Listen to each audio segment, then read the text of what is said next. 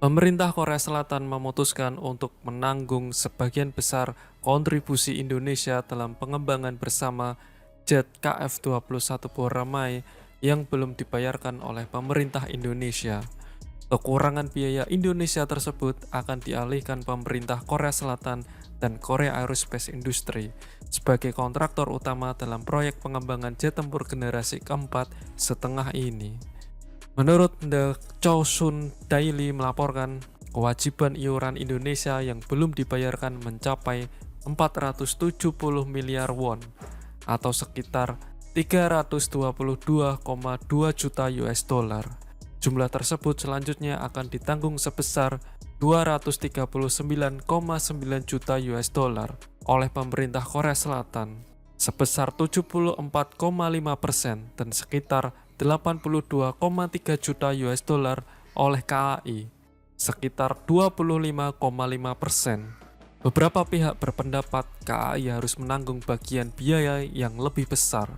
Sejak 2015, Korea Selatan dan Indonesia telah bersama-sama mengembangkan jet KF-21 yang dulu berkode KFX atau IFX dengan total anggaran sekitar 5,5 miliar US dollar hingga tahun 2026.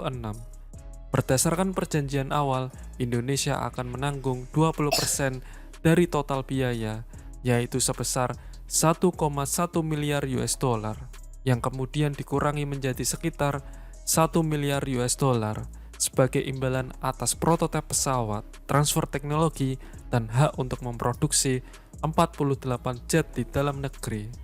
Sisanya 80% akan didanai oleh pemerintah Korea Selatan. Namun, dengan hanya tersisa 1 tahun hingga penyelesaian proyek, Indonesia sejauh ini hanya menyumbang 274,4 juta US dollar atau hanya 25% dari jumlah yang dijanjikan. Dengan alasan kesulitan keuangan, Indonesia telah meminta pengurangan posisinya. Sebagai tanggapan, pemerintah Korea Selatan mengusulkan pada bulan Agustus 2024 untuk menurunkan kontribusi Indonesia menjadi 411,5 juta US dollar. Berdasarkan penyesuaian tersebut, Indonesia akan membayar rata-rata 73,3 juta US dollar per tahun dari tahun 2024 hingga 2026. KAI telah mengurangi total biaya pengembangan sekitar 6%, sehingga turun menjadi sekitar 5,2 miliar US dollar. Namun, perusahaan sekarang menghadapi beban keuangan yang lebih berat karena tambahan 82,3 juta US dollar yang mungkin perlu ditanggungnya. Hal itu akan membuat total kontribusi KAI menjadi 1,1 miliar US dollar, lebih dari 7 kali lipat laba operasinya tahun lalu. Seorang pejabat administrasi program akuisisi pertahanan mengatakan pemerintah Korea Selatan dan KAI pada prinsipnya sepakat untuk menanggung kekurangan tersebut, dan pembahasan masih berlangsung berdasarkan pertimbangan anggaran nasional dan status keuangan perusahaan. Sejak tahun lalu, DAPA telah mengirimkan 10 surat resmi ke Indonesia, mendesak pembayaran atau meminta negosiasi mengenai kontribusi yang disesuaikan. Namun, Kementerian Pertahanan Indonesia hanya menanggapi 3 kali. 2 dari tanggapan ini menyangkut insiden di mana teknisi Indonesia yang ditempatkan di KAI kedapatan membocorkan data teknis. Sementara yang ketiga menegaskan kembali permintaan Indonesia untuk menurunkan kontribusinya menjadi 411,7 juta US dollar.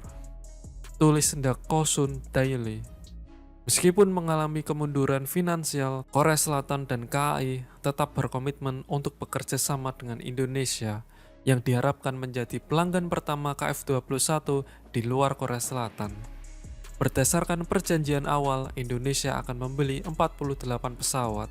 Seorang pejabat industri pertahanan mengatakan kontribusi Indonesia yang berkurang akan diimbangi dengan penurunan transfer teknologi.